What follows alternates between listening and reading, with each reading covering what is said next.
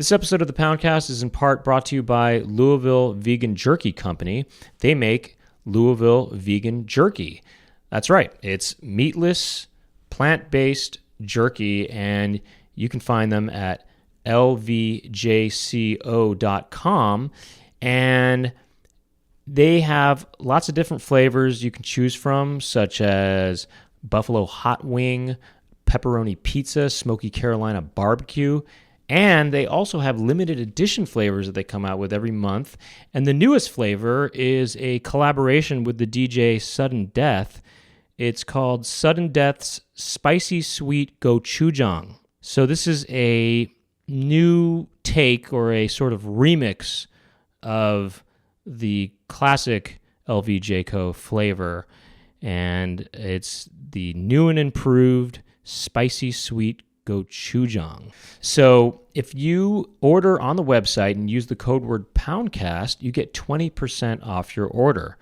Now, this stuff is bagged in the United States. It has a shelf life of 9 months, and you don't have to order it online. If you want to order it in person at stores, you can find it at places like Whole Foods and Sprouts. And just check out their website, lvjco.com.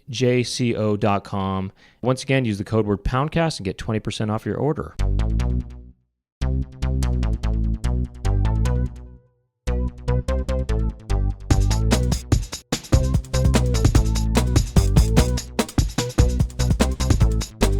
Brent talking. Brent, what will Brent talk about today? Brent talking to some pimples.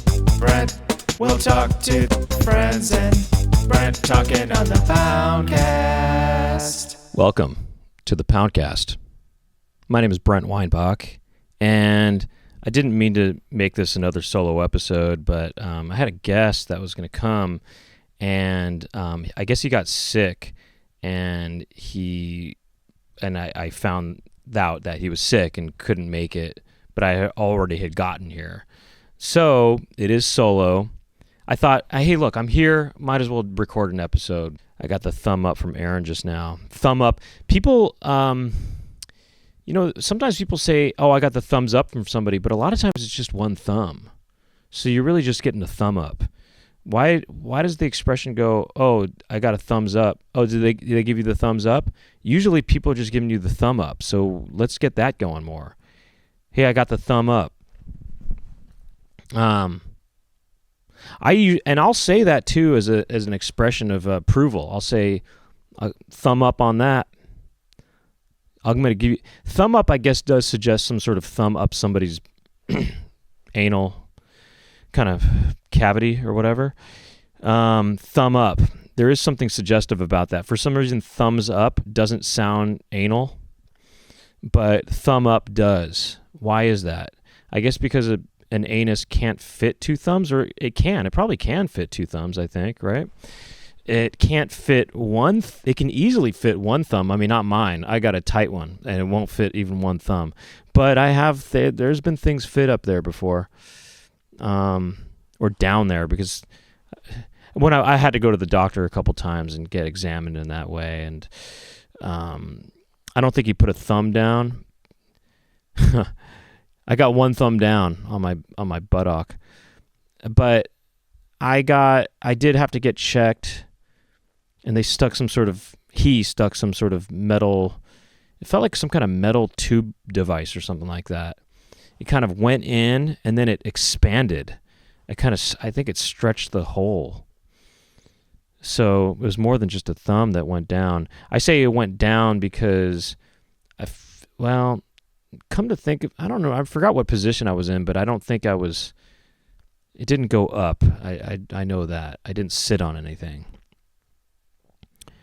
But anyway, yeah, thumb up.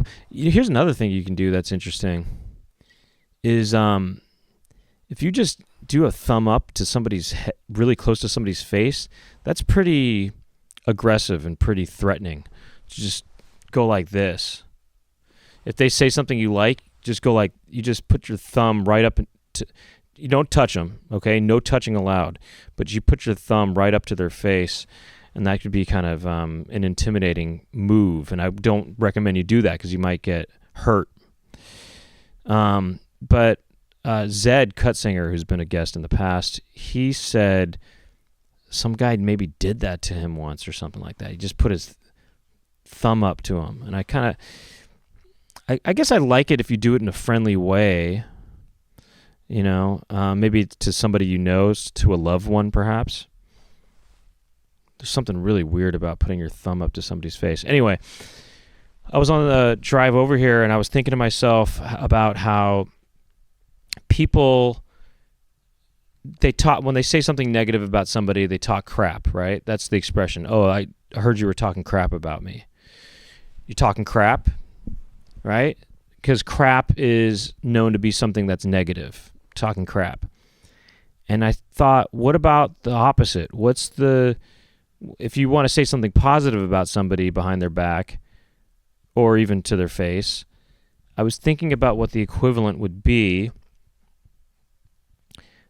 What's the equivalent to crap? And that kind of feels like it's the same kind of expression. And I thought of the word cake, because cake is used symbolically a lot of times to be something that's positive or something that somebody wants. And it has the cuss sound in it, like crap. And cake is also, in some ways, a similar substance to poo or crap, in a way. I mean, I guess crap is more of a pie of sorts, and I guess cake is something else, but there is something kind of similar in a way in their qualities. But cake is a good thing. And there's the expression, have your cake and eat it too. It's used metaphorically, and so cake could be a good substitute. Oh, I heard you were talking cake. Hey, I heard you were talking cake about me. I appreciate that. You want to talk crake? You guys, crake is actually, that's a combination, I guess. You want to talk crake? You want to talk cake? You want to talk, oh wait, what about crepe? I heard you were talking crepe. Because crepes are maybe kind of positive too. People like crepes. They're thin and fruity and fun. I mean, they don't have to be fruity. They can be savory too sometimes. No, I think cake is better though. There's a more common correlation, or the more common association of it being positive, cake, and being positive. So I don't know if you ever saw that video I made called the Gangster Party Line, but they said they were talking about, in the video, the people talk about talking crap. But what if there was a gangster party line we're talking cake? He's like, I heard you was talking cake. You talking cake about me? I like that. Thank you. So talking cake, that's the new expression, and I think people can start to use that, and it could catch on. There's no expression like that. There's no positive expression like that. You talking cake? Okay, we got that. We established that. Thanksgiving's coming up, and I usually used to do a Filipino Thanksgiving every year almost, I haven't done Filipino Thanksgiving in a while, but, I'd go to my mom's side of the family. We'd go and do our Filipino Thanksgiving, and they get instead of getting a turkey, we do a stuffed monkey, and we just do that, and that's how we do it. How did that get started? How did the rumor of that Filipinos eat monkey? How did that get started? How do the exotic eating? How does the eating of exotic animals? I guess that starts because of necessity. Maybe people just eat whatever they can get. Because there is tiger penis soup. How did tiger penis soup start? Right? How did tiger penis soup start? That's the question. It was somebody must have. Did they think? I always think when it's a weird item like tiger penis soup or an ox testicles or whatever. I mean, there's some sort of testicle that you can eat, I think. I saw some dish in a guidebook, a travel guidebook that was a testicle that you can eat. And then there's the rotted shark you can eat in Iceland. Tiger penis soup, is that Indian? I guess I'm just wondering where that came from. Where did tiger penis soup start? It seems like somebody is struggling to survive and they'll eat anything. Or maybe a rich person had maybe hunted some kind of tiger or something, and they thought that the penis was worthless. I don't need the penis. And they threw it out, and then maybe somebody who wasn't as rich said, "Oh, penis, I'll take it." And they cooked up the penis in a soup, and they made it some kind of broth on it or something like that. That reminds me of the time I went to China with my sister, and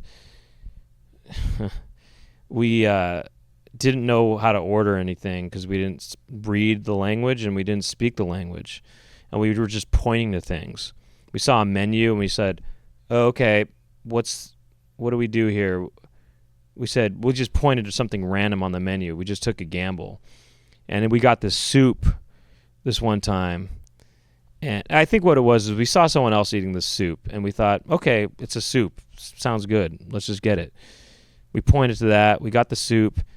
And then we were eating the soup, and my sister thought it tasted a little weird. And at one point, she dug her spoon kind of deeper into the bowl and scooped up what was kind of deeper inside the soup, and out came an ear. So it was, most likely an animal ear, but I don't know which animal.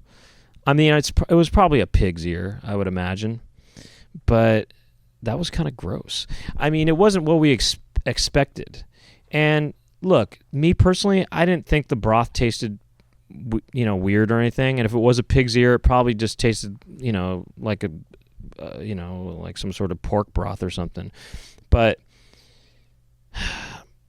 yeah, scooping an ear out of the bowl was a little weird. It did sort of bring me back to my sort of Filipino Thanksgiving days.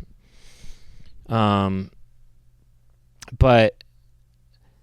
I think to myself, when it comes to ears, do you feel like this comes from some sort of necessity? They're trying to use every part of, or take whatever scraps they can get from an animal that is being used, for their meat. So, or the rotted shark in Iceland, was somebody stranded on somewhere, and they thought, all right, we got to just eat this shark. It's rotted, but let's eat it. So, the penis of the tiger. Okay, no one wants the penis. I'll take it. Let me get the penis. And then it becomes some sort of delicacy, I guess. And so is monkey brain a real thing? Are people really eating that? Look, at the Filipino Thanksgiving, we're eating turkey, okay? And yes, there is lumpia there, okay? There is pancit, but there's a turkey also. There's no monkeys. I'll just dispel that rumor right now. There's no monkeys at the Filipino Thanksgiving. Except for, me and my cousins and me, we're monkeying around. We're kind of monkeys because we're all kind of goofing around, my siblings and me and the cousins. Yeah, we're kind of hanging around, cracking jokes. I guess we're kind of monkeys.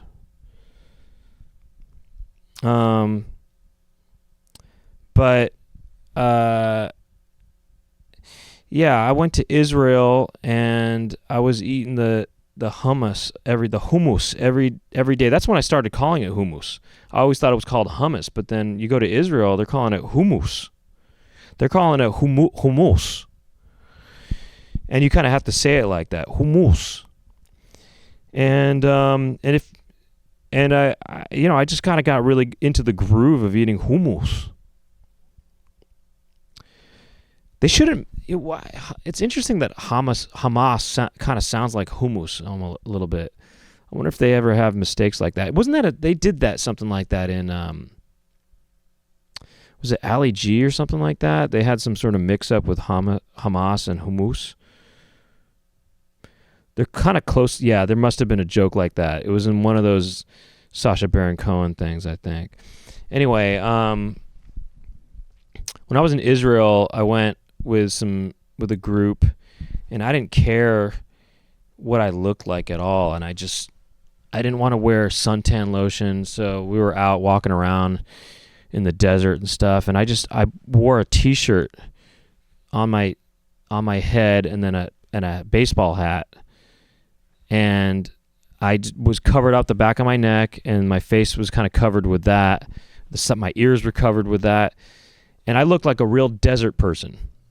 And I didn't shave at all. It was the longest I ever went without shaving, and it became very uncomfortable. I don't know how you people do it. You people with your facial hair, it itches. I don't like that itchiness on my face.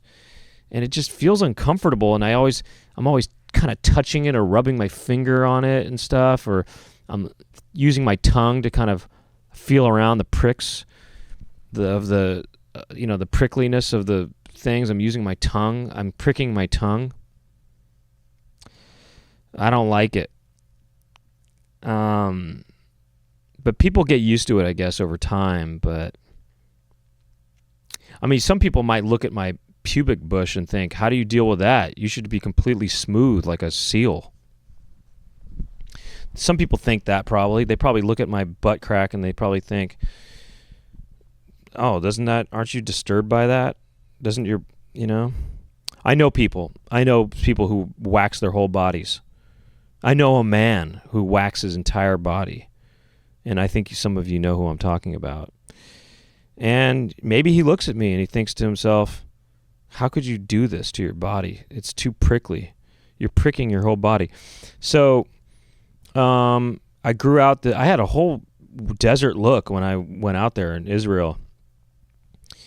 And I was eating hummus, and I was checking out all the sites, and I put black mud all over my body at one point.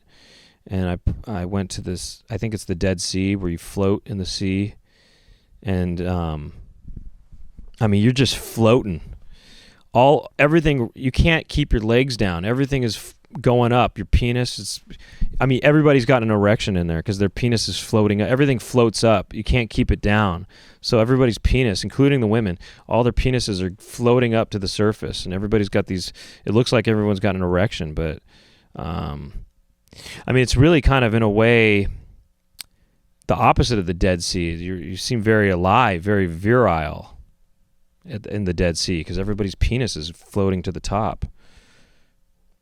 Everyone's rock hard in Israel at the Dead Sea. I guess it's the Dead Sea because your body kind of floats up and maybe it looks like you're kind of just a floating dead body. But if you can keep your legs down enough, then your body looks pretty alive because it just looks uplifted. People in Israel go there to get facelifts. They just put their face in the water and it just pushes their face all the way up. And it makes them look alive. I think I went to the spot. I'm pretty sure I went to the spot where supposedly Moses had hit. I'm not a religious person. I didn't grow up religious. I'm not religious. I did do. Every year we did all the holidays. We did Christmas, and we sometimes did Hanukkah. As a thing for fun. It wasn't a religious thing. We did Passover, and that was fun because we did Easter also. So we had the Easter Bunny visit the house, and we also had Elijah the prophet come too. So it was a real harmonious thing where fantastical creatures could come and coexist in my house growing up. Elijah and the Easter Bunny together at last. We had Santa Claus and the Hanukkah Wizard both joining hands and joining in prayer with each other. We had the Tooth Fairy and I don't know, the fecal goblin. You know, did you guys have that growing up when you would if you went poo for the first time, you would put it in, and it was without using a diaper. Your parents would fish it out of the toilet and put it in a Ziploc bag, and then you put the Ziploc bag underneath your pillow, and in the morning you get some quarters. Did you ever get that? You get some chocolate coins. We had, it was a coexisting household, and we did Passover, and Passover was fun because we would do the reading in different character voices. We do just different accents, French accents, German accents, English accents, Russian. We did Russian. Even my mom did the Russian accent. My mom doesn't really do accents, but she did a Russian accent for that. It was all over the place, though. We did accents from all over the world, you name it. African accents, Asian accents. We did North American accents. And it was a way to sort of make Passover a multicultural event, something that it was a way to expose Elijah the prophet to different cultures of the world by doing accents. I don't know if people know that about Passover. Is you leave a seat for Elijah to sit in, and he comes and he sits. Elijah the prophet. Elijah the prophet almost sounds like some sort of like the moniker of a rapper from the early 1990s who's kind of socially conscious, maybe. I bet a rapper has used that name before, Elijah the prophet. It sounds like it. So we did that, and you get to eat the little treats. Passover is kind of like a Jewish Thanksgiving, I feel like. I mean, that's basically what it is. It's a Thanksgiving for Jewish people is what Passover is. It's basically Thanksgiving. It's almost exactly the same as Thanksgiving minus the monkey, the stuffed monkey. So I went to this spot in Israel, and it was a spot that, like I said, we did our Jewish stuff. It was all just for the cultural experience. It wasn't for any religious purposes. So this was not something I believed, but supposedly Moses was on this mountaintop or something that I went to where he got these 10 commandments that I think the 10 commandments. I mean, look, he might have chiseled those commandments out. I mean, he said it was from some sort of higher power, but maybe if that even wasn't the case, there was actually a lot of, they say there was a lot of scientific explanations for some of the things that were described as sort of religious phenomena, and phenoms. That's the word I'm looking for, phenoms. And I think Moses was some sort of phenom. What was that movie that was called Phenom? Wasn't there a tennis movie called Phenom? So the 10 Commandments he was on top of this mountain, and I was there. I was there where the 10 Commandments were introduced to the world, where he unveiled the 10 Commandments. And I don't think I can name all 10 Commandments. The first one, I think, is, I didn't go to religious school or anything, so I don't know the 10 Commandments. Are they trying to put the 10 Commandments up at schools these days? Is that what I heard? Is they're putting them up at schools? That's kind of nuts, right? Isn't that, they're not supposed to do that, right? Mix religion with school, unless it is a religious school. I think they're going to put the 10 Commandments up there, but the first commandment, I think, is freedom of speech, right? What's the first commandment? Is it? Let's put it up on the screen. I, the Lord, am your God. You shall not have any other gods besides me. Okay, so this is an exclusivity. There's an exclusivity clause here up front. I'm your God. No gods besides him, or her, or whatever it is. I, the Lord, am your God. You shall not have any other gods besides me. What does that mean, really? I, the Lord. Oh, my Lord? That's what I think of when I hear the word Lord. Do you know what that's from? Oh, my Lord?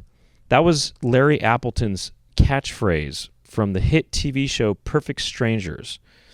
He needed at least one catchphrase because his co-star, Balki Bartakumus, he had a bunch of catchphrases. He had don't be ridiculous.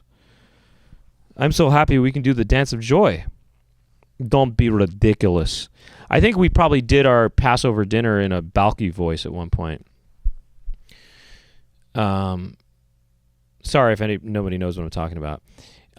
But okay, so I'm still trying to figure out. I'm still on this first commandment. I'm trying to figure it out. I, the Lord, am your God. You shall not have any other gods besides me.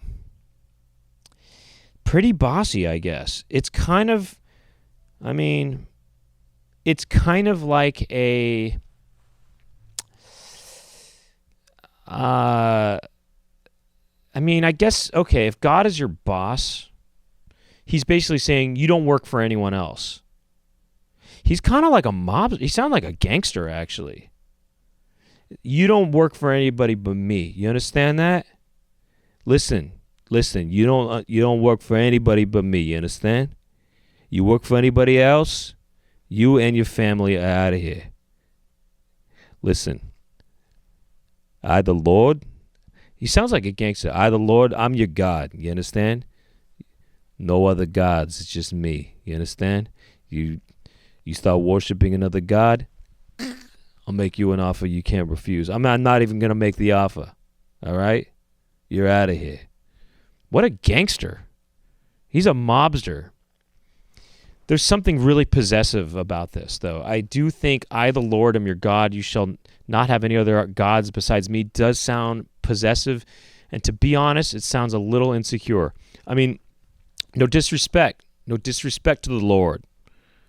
But it sounds a little bit like an insecure boyfriend, a little bit. I mean, look, I'm not somebody who would ever, if in a relationship, I wouldn't want my significant other to go out with other people when I'm in a relationship, but I don't think I would word it like that. I mean, I think there would be a mutual understanding that we don't want to be going out with other people, but I don't know. There's something about this that sounds kind of insecure to me, you know? I think maybe he should have said it more like this. He should have said, I'm really happy to be your God, and I cherish the relationship, the one-on-one relationship that we have. Something like that, maybe. But you saying you shall not have any other gods besides me, I don't know. I wouldn't. Okay, even though I would not like my significant other to go out with other men. I wouldn't like that, but I wouldn't tell her, you shall not have any other boyfriends besides me. You understand that? Because I don't know, there's something that just sounds kind of too possessive about that. Look, if she wanted to go out with other guys, then maybe this isn't the relationship for us. And maybe that's what he should have said. God should have said, if you want to have other gods, then maybe I'm not for you. That's what he should have said. Listen, I love being in this one-on-one relationship with you where you worship me and me only, and I love that. But if you want to worship other gods, then, maybe we should think about other directions in our, maybe I should just have some other worshipers instead. Okay? And that's fine. I can live with that. I mean, I will be sad about you not worshiping me, but I think that I think it's best if you start worshiping somebody else. That's what I think the first commandment should have said, I think, is simply, if you're not happy with just me only, I think you should start worshiping somebody else. Not just demanding, you shall not. Okay? That's how. Then, by the way, language like that, thanks. I just gave people, if you're watching the video, I just gave Aaron a thumb up. One thumb up. I think that is how he should have worded it. I think that this is going to push people away by saying this like this. Anyway, all right. So that's commandment 1. What's number 2?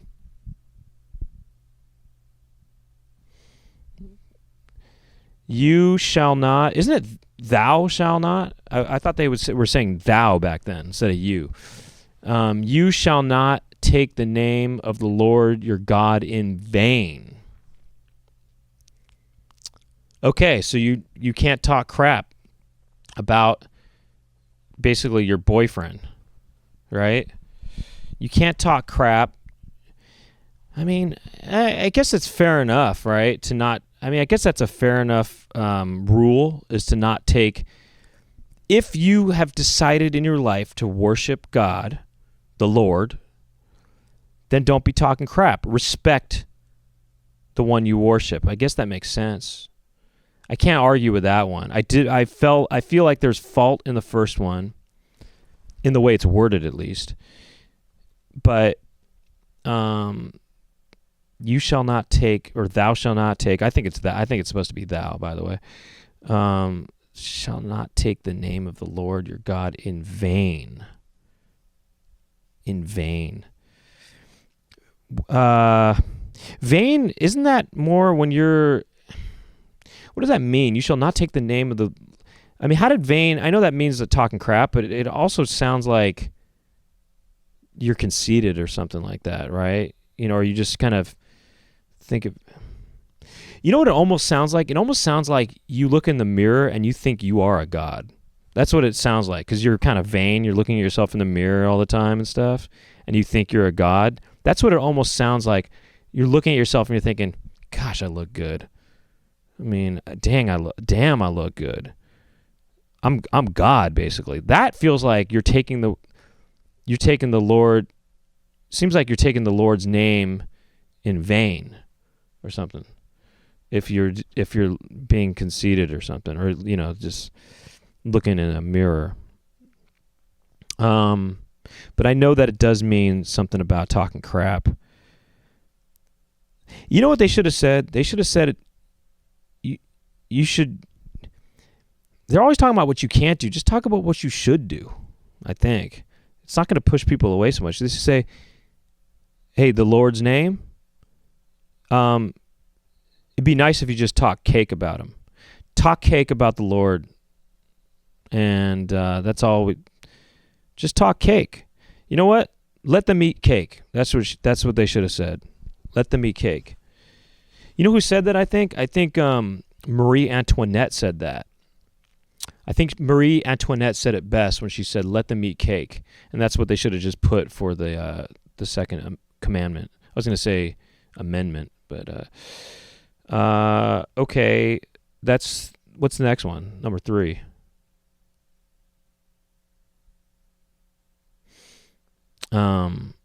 And also, okay, number 3, remember to keep holy the Sabbath day. Keep holy the Sabbath day. Okay, so that means that you're supposed to just sort of... This one is actually the best one so far, I think. It's kind of just saying that to kind of cherish the special day of... I don't know. I guess there's a day that's spiritual or something, and, just cherish that day. That's kind of nice. It's saying to respect that day, and I think it's kind of just saying to chill out every on that day, right? You're not supposed to work or something. You're not supposed to light a fire. You're not supposed to fart and then light it on fire. You're supposed to just fart and let people smell it, You're not supposed to light a match. You're not supposed to light a match on the Sabbath. So when you go poo-poo and it stinks, you got to let it stink. You can't light a match. That's why the Sabbath smells a lot of times. Like if you're going to bathrooms on the Sabbath, you might want to bring some sort of clothespin or something like that and put it on your nose because it's going to stink in there. People are not lighting matches. You can't even you can't do anything. You can't drive a car. There's nothing, any kind of spark or anything like that. You can't do that, I think. Because when you light the fire, that's not respectful to the day, I think. Remember to keep holy the Sabbath day. So is Sabbath day... I mean, it's one of the weekend days, I guess, right? I think it starts on Friday at sunset, and then it ends sunset on Saturday. I wonder if Saturday used to be... Well, I guess that's named after Saturn. Well, anyway, it kind of sounds like Sabbath day. Sabbath day, it sounds like Saturday almost, kind of. I don't know. Remember to keep holy the Sabbath day. Keep holy the Sabbath day. I mean, it makes sense. I don't know what else to make of it. What was number 4? I just know that it stinks on that day. Honor your father and mother. That's even better than any of these. I mean, yes, respect your mother, respect your father.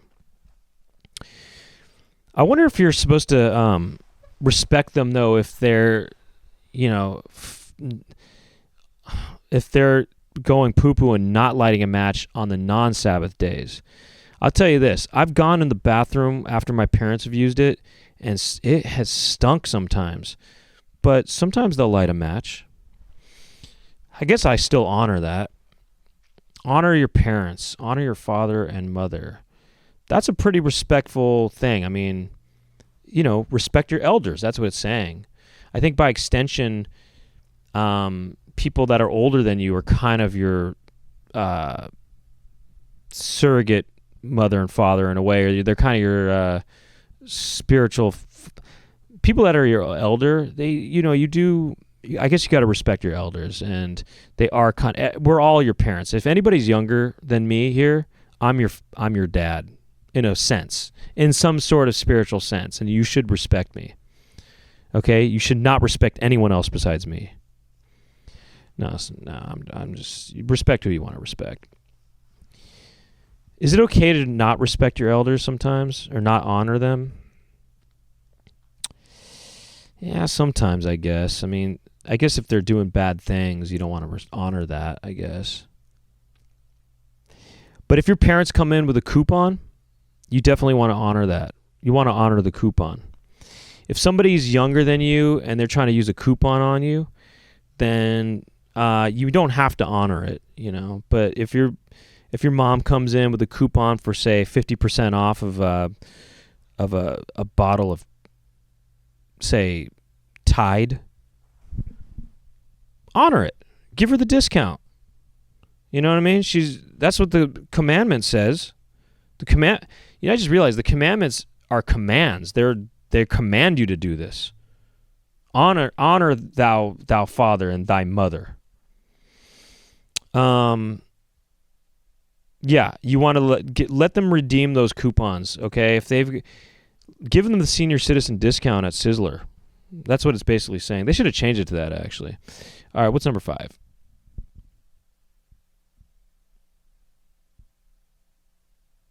Number 5 is, look, it says thou. Well, how come it says thou now? Oh, okay, see, were you kind of trying to make it updated for me originally? No, okay, it was like that in whatever you came up with, but then you changed it to thou just now. So what you looked up said you shall not kill? Uh-huh. Who's right? Who's trying to update this? They're trying to update it for the Generation Z, the millennial. They're trying to update it for the millennial audience, I guess. They're trying to say you shall not kill. Well, if you're going to say you shall not kill, then, just say you shouldn't kill. That's what they should. You shouldn't kill. That if you're trying to update it, you shouldn't kill. Oh, anyway, thou shalt not kill. Tell that to a comedian, okay? You're supposed to kill as a comedian. Thou shalt not kill. That seems like a pretty decent commandment, I guess, killing, you shouldn't kill.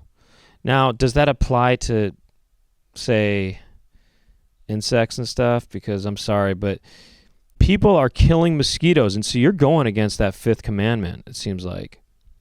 You know what's interesting?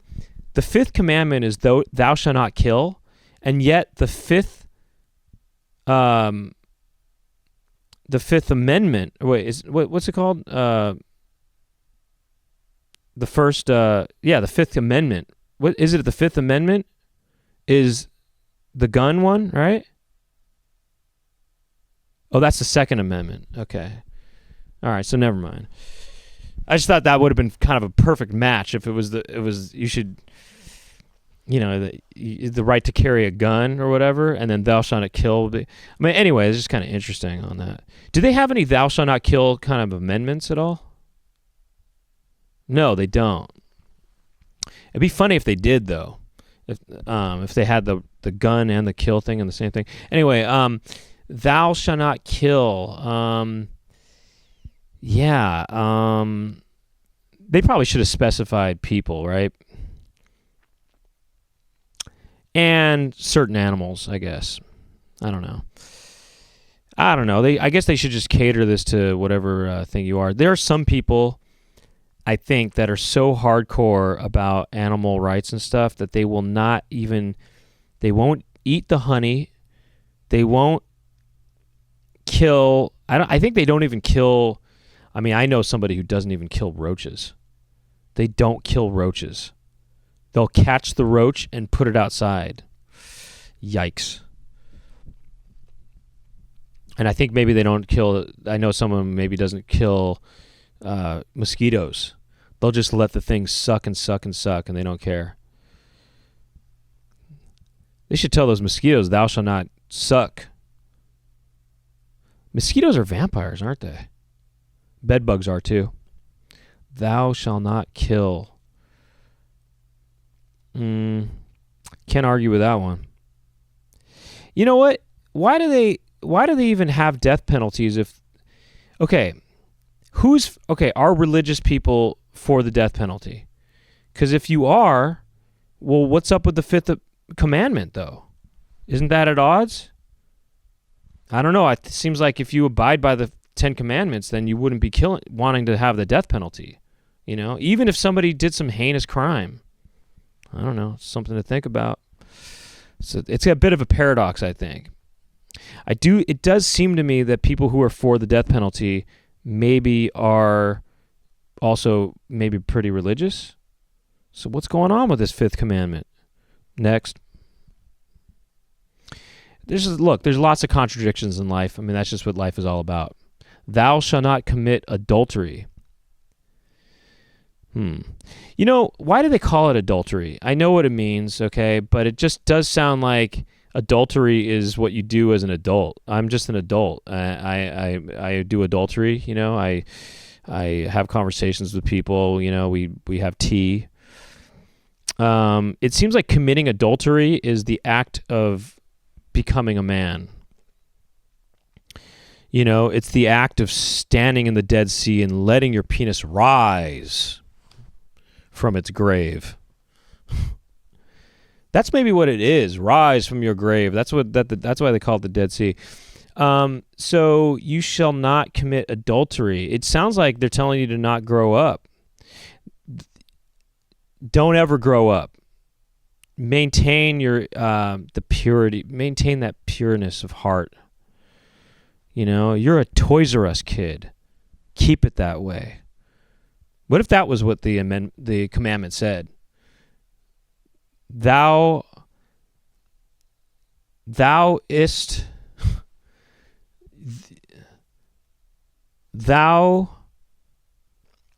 love thyself being, I don't know, a Toys R Us kid. Don't ever grow up. Stay true to yourself, pony. What if it just said, don't ever change, pony boy? You ever get that on your yearbook, don't ever change or something like that? I think that's what they're kind of trying to say here. Why does adultery mean, I guess, cheating on somebody? Why does it mean that? Adultery. It almost kind of implies that adults are the ones who cheat.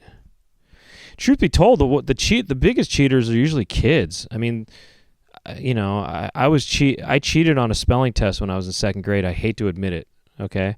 But I'm going to confess my sins, and I did cheat on a spelling test when I was in first grade, I think.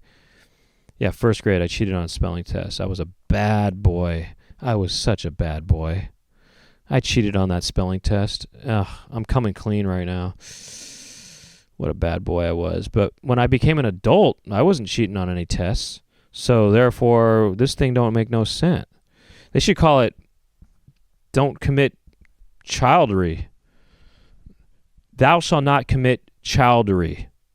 Because the children are the ones who haven't developed such a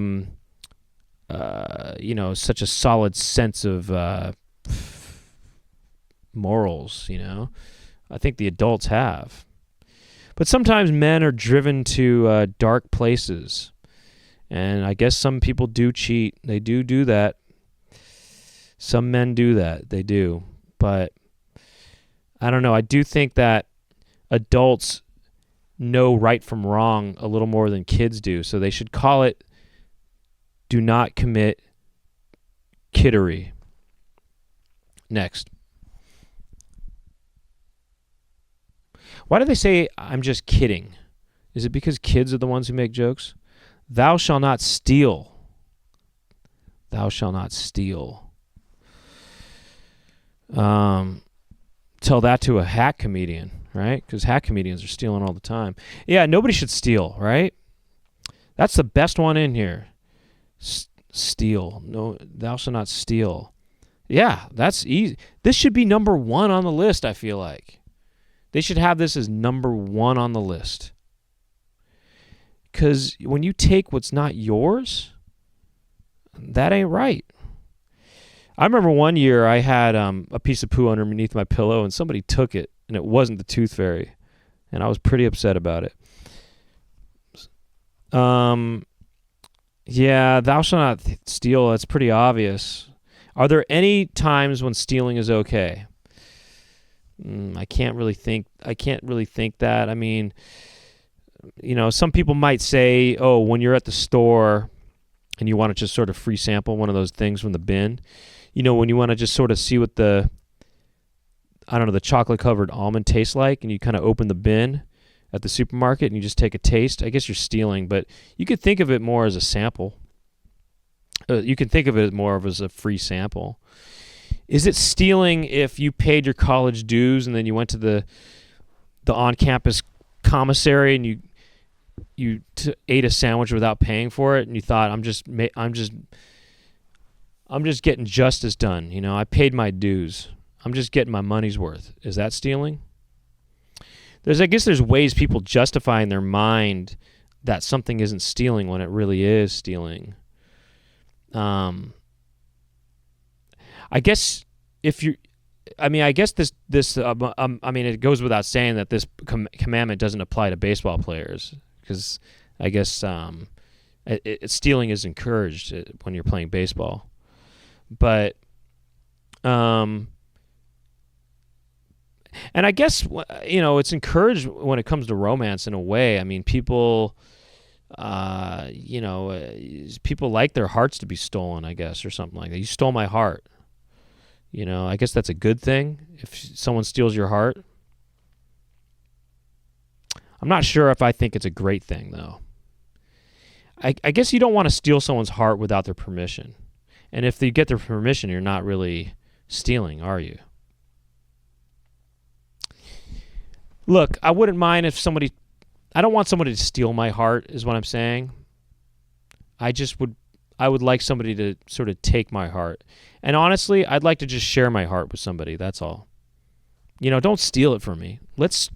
I'll share it with you. How about that? How about ask me for my heart, and let's see, maybe I'll share it with you. Yeah. That's how they should do baseball also. They shouldn't be stealing bases. They should just be, he should ask the pitcher, hey, can I get this base? Can I get a hit of this base real quick, please? See what the pitcher says. If the pitcher says, all right, sure. All right, go ahead. Take the base. What's next? Number 8. That'd be kind of interesting if they asked permission to get those bases, to get another base. You shall not bear false witness against you. Isn't it supposed to be thy neighbor? Against your neighbor. They're trying to update this for the millennial crowd. Thou shalt not bear false witness against thy neighbor. What does that mean? Thou shalt not bear false witness. So, okay. It's saying, for one thing, so is it saying that, okay, after you've spied on your neighbor and you're kind of looking in their window and you're kind of checking out what they do in their bedroom, is a bedroom, by the way, you know that they don't, I talked about this before, but they don't, I mean, on a different thing, but you know that they don't say master bedroom anymore because master has this historical connotation that people don't want to use it. It kind of, I guess, brings up thoughts of slavery and stuff. So they say no more. They call it a primary bedroom. They call it primary bedroom now, and I'm kind of now also wondering if they're gonna say that if somebody is touching theirself, if they call that primary baiting. Do people primary bait in private, or do they do it while somebody's watching them primary bait through their window? Say it's their neighbor. So when you witness your neighbor primary baiting, are you supposed to not sort of bear false witness against your neighbor? Thou shalt not bear false witness against your neighbor. So it seems like what it's saying is you shouldn't say something negative about seeing your neighbor masturbating or primary baiting. You should only say something positive about it. You should only talk cake about your neighbor primary baiting. Because I think that's what it's sort of saying. Okay, witness against your neighbor. Okay, so you don't want to... For one thing, it's saying you want to stick up for your neighbor. Okay, if somebody's your neighbor, you want to lift them up. Okay, you want to go dead sea on your neighbor. That's what it's saying, 1. 2, it's also saying when you watch your neighbor, when you're kind of studying their every move, okay, you're watching your neighbor try on every negligee that your neighbor can find in the drawer, and you're doing it more for scientific reasons or whatever, or you're doing it just just to make sure your neighbor's not getting into any trouble. So you want to just make sure that you watch your neighbor take a bath or whatever. It's obviously implying watching your neighbor, but bear false witness. What does that mean? I guess that's when you say that you watched your neighbor, but you actually didn't watch your neighbor. It's basically saying that you should definitely watch your neighbor, and you should do it in a positive way. Keep an eye on your neighbor. Make sure that they're safe and that they are, doing private things in all the right ways. Okay, that's what it means. Number 9.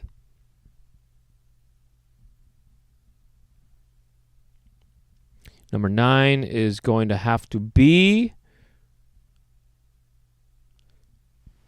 thou shalt not covet thy neighbor's wife. Thou shalt not covet thy neighbor's wife. Covet. Covet sounds like the mix between a cover and a duvet, doesn't it? I know it means, I guess, I don't know, insert some sort of phallus into your neighbor's wife, but so you're definitely supposed to be watching your neighbor in a positive way and actually do it. You can't just say, oh, I watched you yesterday, I watched you last night, And then he goes, oh, yeah? Well, then what was I wearing or what was I not wearing? And then you go, all right, I don't know. I could think you might have been, okay, you got me. I bore false witness to you, actually. So you want to bear true witness to your neighbor. Anyway, after you watch them, you're not supposed to. The wife, though, is something that you can only watch but not play with.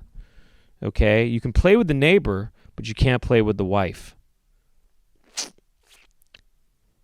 Well, now, what about your neighbor's husband? I guess your neighbor's husband is fair game, isn't it? All right. So thou shalt not covet thy neighbor's wife, but your neighbor's husband, on the other hand, by all means, suck on the bozar. Okay? Be a mosquito to your... This number 9 should have just said, be a mosquito to your neighbor's husband, meaning suck, suck, suck. Suck away all you want. Your neighbor's husband is fair game in this world. And guess what? Your neighbor's husband's looking good. He's looking swole. I've been watching him. I've been watching him on the solo flex, and he's looking well nice. No, he looked good though. The neighbor did look good. Your neighbor's husband did look good, and I'm gonna have to get my lips puckered up, to do some one-on-one mosquito action with him. I'll be the mosquito, and you be the ultimate vegan, if you know what I mean. It means that you won't try to swat me away. If you be the ultimate vegan, I'll be your mosquito, and I'll suck your neighbor's husband. So thou shalt not covet your neighbor's wife. I guess you're not supposed to sort of, do physical things to her, but you can watch them, I guess, because your neighbor's wife is also your neighbor, right? So therefore, you're allowed to watch her. You're allowed to watch her bathe and sort of put the candles on and stuff and have a romantic evening to herself. You can watch that, but you just can't covet it, though. I feel like doesn't covet mean you kind of hold it and kind of cherish it? Oh, this is a highly coveted thing. It's a desired thing. I think it's like a desired thing. Covet means desire, maybe. Like coveted. Isn't coveted mean desire or means you have and to hold? This is my most coveted thing that I own here. So you're not supposed to own your wife, your neighbor's wife, and you're not supposed to maybe desire it either. But you can watch it, though. Look, you can watch something and not desire it. Definitely. There's definitely lots of people you can watch taking a bath, and you think, I don't want it. I'm just looking at it is all. What's number 10? And this is the 10th commandment, to rule them all. It's on the screen. All right. You shall not covet anything that belongs to your neighbor. So covet must be desire, I guess. You can't covet anything. You can't desire anything that you never had. Well, that doesn't mean you can't look at the stuff, It doesn't mean you can't look at it objectively, Don't covet anything. Don't, I guess, steal or desire anything that belongs to your neighbor.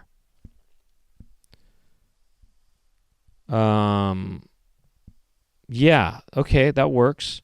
I guess that makes the husbands off limits all of a sudden, I guess, a little bit. Even if they were breaking a sweat on the solo flex. Thou shalt not covet anything that belongs to your neighbor. So I guess everybody who has a garage sale is basically a sinner. Think about that next time you go to your neighbor's garage sale. You ought not to covet any of that stuff.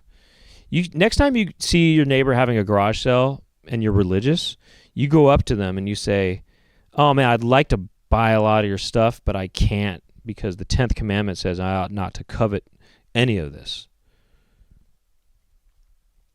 I guess neighbor would mean anybody in the neighborhood.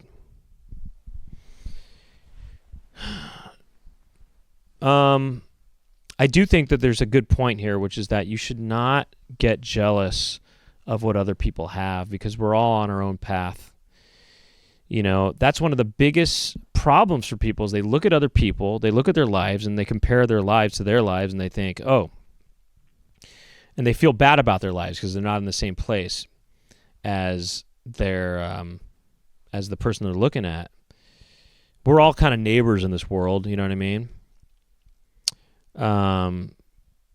Because in a sense, we're all one. We're all in the same world. The world is a neighborhood, and Earth is a neighborhood, and so we're all neighbors. And we can't compare ourselves to each other because we are all unique people. And being unique people, we all have unique paths. And what we should do is just appreciate what you have in your own life. If you think about what you have in your life, you'll be a much happier person. You won't be so happy if you're constantly comparing yourself to other people.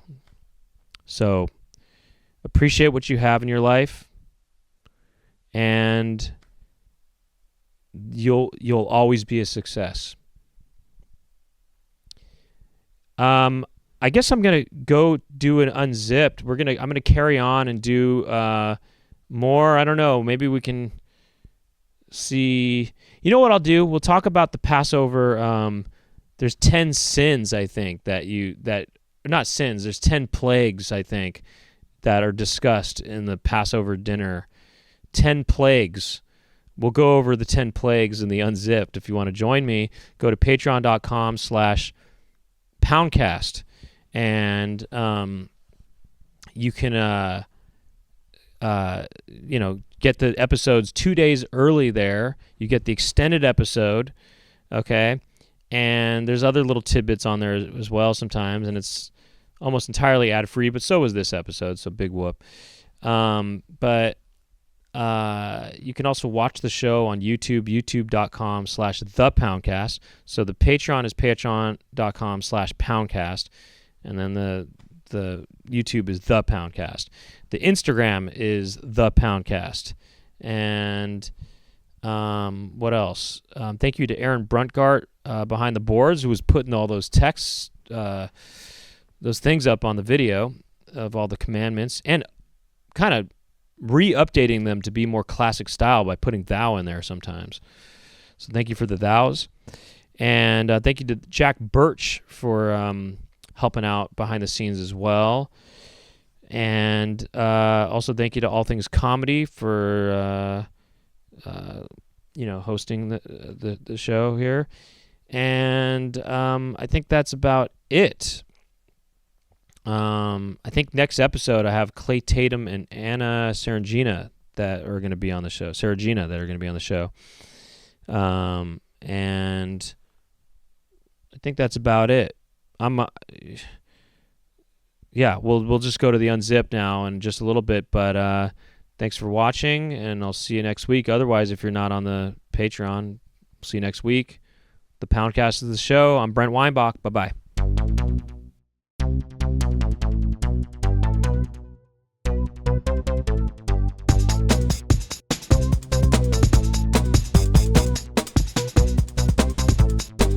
Brent talking. Brent, what will Brent talk about today? Brent talking to some pimples. Brent will talk to friends, and Brent talking on the Poundcast.